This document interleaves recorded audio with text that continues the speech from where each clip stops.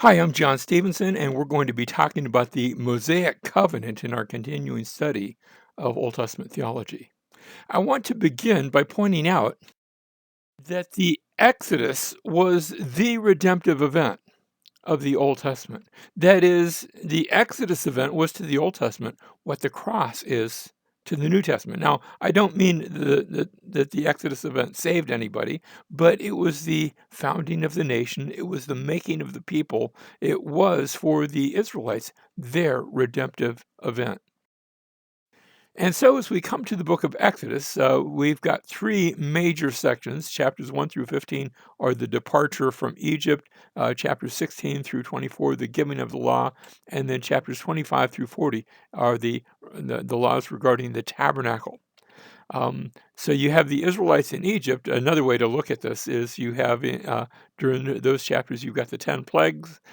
Then you come to that middle section, you have the 10 commandments. And then the last section, somebody counted 10 items in the tabernacle. So perhaps that just remembering 10, 10, and 10 sort of works. In the first section, the Israelites are in Egypt. In those last two sections, the Israelites are coming to, and then they are at Mount Sinai.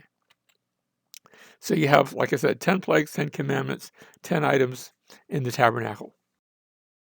Genesis chapter 17, verse 7. This is going back to the days of the Abrahamic covenant. And I want to look again at the language there because we're going to see some similar language when we come to Exodus. God had said to Abraham, I establish my covenant between me and you and your descendants after you throughout their generations for an everlasting covenant. Notice this. The Abrahamic covenant was supposed to be everlasting. It wasn't supposed to be, a few hundred years until you get the next covenant that would supersede it. And here's that everlasting covenant to be God to you and to your descendants after you. That's part of what the Abrahamic covenant is, that God is going to be God to Abraham and to his people, his descendants. Verse 8, I will give to you and to your descendants after you the land of your sojourning, so that the land promises are part of that Abrahamic covenant, all the land of Canaan for an everlasting possession, and I will be their God. Notice how that's repeated. In fact, that serves as bookends. I'm going to be God to you, and then I will be their God. So that encompasses the entirety of that covenant. To be God to you and to your descendants after you, and then I will be their God. Exodus chapter 6 and verse 7, as we get ready to come into what we call the Mosaic Covenant, God says, then I will take you for my people. And again, that same language, I will be your God, and you shall know that I am the Lord your God who brought you out from under the burdens of the Egyptians. Again, Exodus 29, verse 45, where God says, I will dwell among the sons of Israel, and I will be their God. That's repeated again and again and again. 2 Corinthians chapter 6, verse 16, where Paul is asking the question, what agreement has the temple of God with idols? For we are the temple of the living God, just as God said, and now he's quoting from the Old Testament, but the reason he's quoting from the Old Testament is that he's saying this still applies for today. Yes, you might not be under the Mosaic law in the same sense that you were back in Old Testament times, but just as God said, I will dwell in them and walk among them, and I will be their God, and they shall be my people, and you still are. So therefore, God is saying, live like it. Hebrews chapter 8 and verse 10, as the writer to the Hebrews speaks of the new covenant. He says, for this is the covenant that I will make with the house of Israel after those days. And he's actually quoting from Jeremiah chapter 31, says Lord, here it is, I will put my law into their minds, and I will write them on their hearts. And here it is, I will be their God, and they shall be my people. That was true of the Abrahamic covenant, that was true of the Mosaic covenant, and it is true of the new covenant. It's the part that binds it all together, that makes it, I don't want to say it's the same covenant, but it's that same basic idea. I'm going to be your God, and you are going to be my people. Revelation chapter 21, just to show how this continues all the way to the end of time. Revelation 21, this is the vision of the new heavens and the new earth, and John has this vision of a heavenly city coming down from from heaven, like a bride adorned for her bridegroom. And I heard a loud voice from the throne saying, "Behold, the tabernacle of God is among men, and he will dwell among them, and they shall be his people, and God himself will be among them." I'm going to be with you, God says. Verse 4, and he will wipe away every tear from their eyes, and there will no longer be any death. There will no longer be any mourning or crying or pain. The first things have passed away. Now, the Old Testament, and this is said so often that it's almost become sort of like a popular saying. The Old Testament was written for us, but not to us. And when we say that, that means that it had original recipients, and we're not it. It was written to people living back then, not to us today.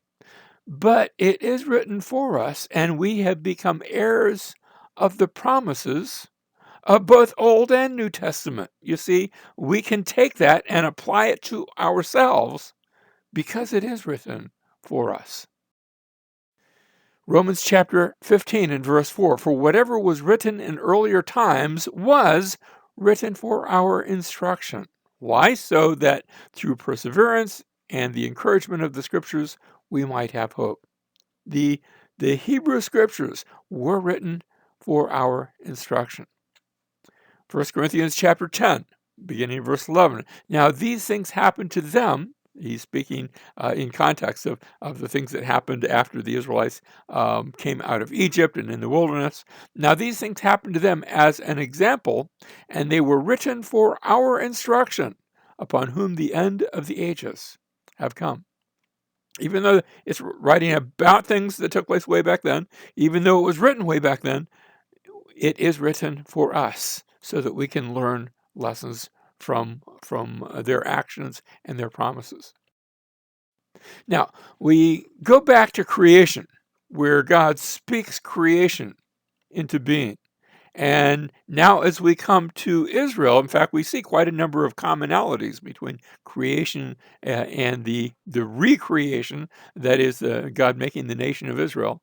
And of course, when we look at it from our vantage point, we trust in the one, the living word. In fact, John chapter 1, verse 1 starts off, in the beginning was the word. When you say in the beginning, it takes you all the way back to Genesis chapter 1, verse 1. But there, in John 1, it says, in the beginning was the Word, and the Word was with God, and the Word was God.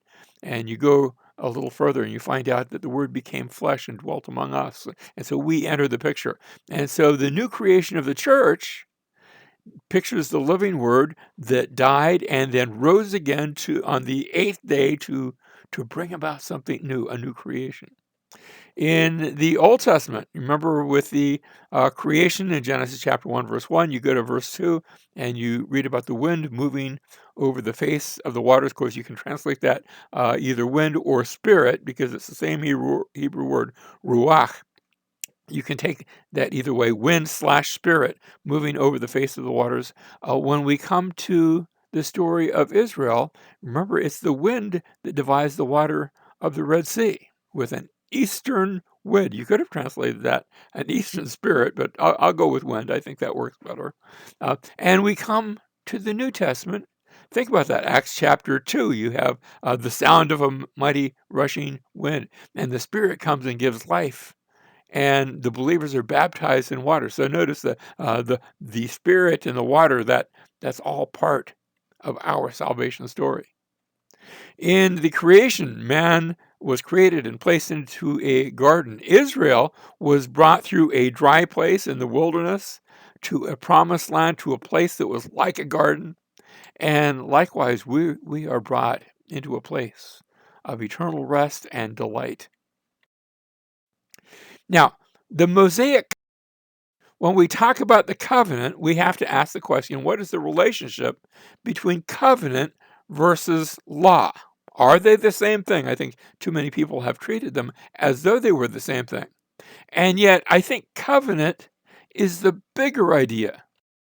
By that, I mean that the covenant idea encompasses the law, and the stipulations of the law are part and parcel of the covenant. Now, the Exodus event was a response. Yes, it was getting ready for the Mosaic Covenant, but it was a response to the Abrahamic Covenant. Exodus chapter 2, verse 24, where we read that God heard their groaning, and God remembered his covenant with Abraham, Isaac, and Jacob. And so he sent Moses, and he prepared, he began to work out the situation that would bring the Israelites out of Egypt. That was all part of the Abrahamic covenant. Now we get to Exodus chapter 19. This is after they've come out of Egypt and they've come to Mount Sinai, and they get up there, and we read that Moses went up to God, and the Lord called to him from the mountain, saying, "Thus you shall say to the house of Jacob, and tell the sons of Israel, you yourselves have seen what I did to the Egyptians, and how I bore you on eagle's wings." That's symbolically, they weren't literal eagles. But I carried you along. I made it easy for you. I fed you in the wilderness. I gave you water and brought you to myself. And he had brought them to where they are now at the base of Mount Sinai. Notice he's describing what God has already done. Then we move to verse 5. Now he says, "Now then, if you will indeed obey my voice and keep my covenant." And so now we're going to talk about a new covenant, new back then. I'm not talking about what we refer to as the new covenant. I'm talking about the Mosaic covenant, the covenant that God is going to give here at Mount Sinai. "If you will indeed obey my voice and keep my covenant, then you shall be my own possession among all the peoples, for all the earth is mine." Notice, you're going to be my special people, although everybody's my people in a sense. But you're going to be my special possession, my special people.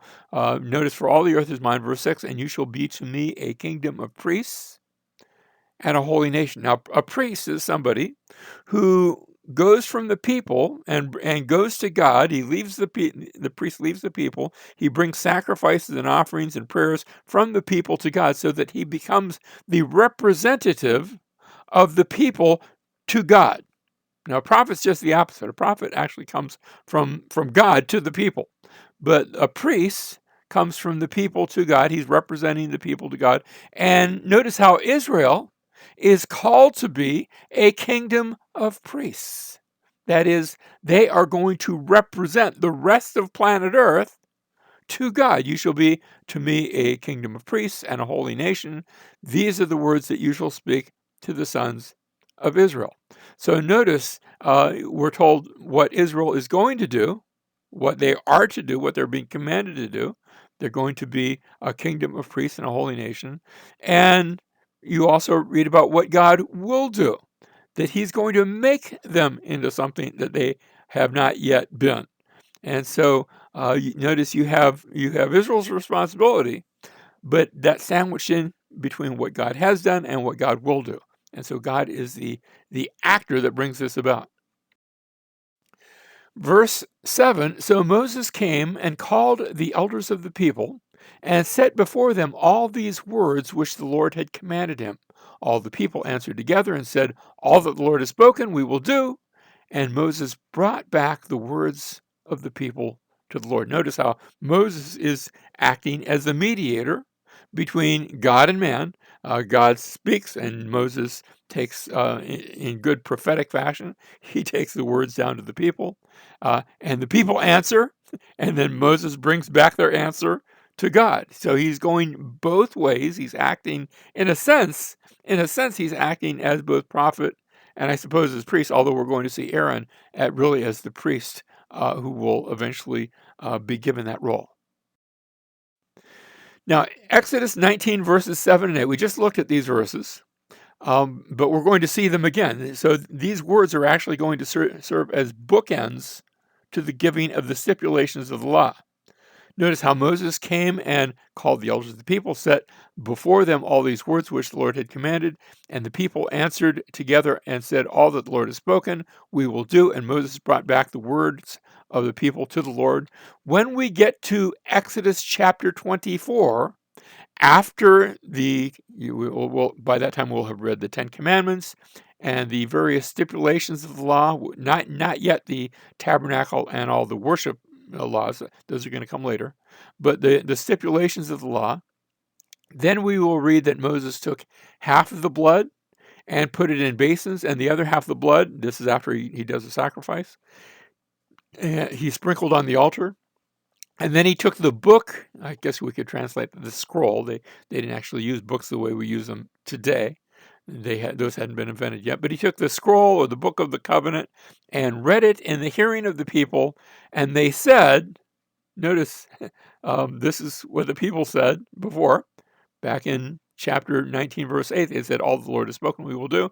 And here again, in chapter 24, verse 7, and the people said, all the Lord has spoken, we will do. And they also add, and we will be obedient. And then you go on to the next verse where Moses took the blood and sprinkled it on the people. And it said, behold, the blood of the covenant, which the Lord has made with you in accordance with all these words. So they go through a sort of ritual identification where they are sprinkled in blood. It's almost like an Old Testament form of baptism. I don't want to get make too much of that, but I think there's a sense in which that does take place. They are sprinkled, and it's identifying them with the sacrifice that has been made on their behalf. Now, I want to talk next about suzerain treaties. A suzerain is a big king, and you see this especially. Here's Paula standing next to a Hittite fresco. We were up in Turkey when I took this picture at Istanbul, the Istanbul Museum, and it shows all of the Hittite ruins. And we actually have a series of treaty documents. Now, when I say treaty, another word for that is covenant documents. Covenant treaty documents, suzerain treaties, made between the big king, and in this case, the big king would be the Hittite king, and then other local smaller kings that were around him. Now, the book of Deuteronomy is going to follow the same pattern as these suzerain treaties. So let's talk about what you would find in this. And we'll see this again when we get to the book of Deuteronomy at a later class. You would begin with a preamble, sort of stating the name of the king and who's involved in the various parties of this treaty. Next, there would be a short historical prologue that would tell the story of their past history together. Maybe it's been a good history, maybe it's not been so good, maybe they've had some misunderstandings in the past, but now they're getting along, and as a result, they're forming this treaty, they're forming this pact and this covenant. And now come the stipulations. You do this, and I agree to do that, and you will agree. And so all of the stipulations that are given, the commandments we could call them.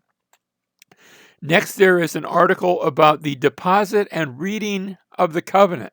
By that, I mean that there are going to be 2 copies made, and each king will receive a copy of the covenant.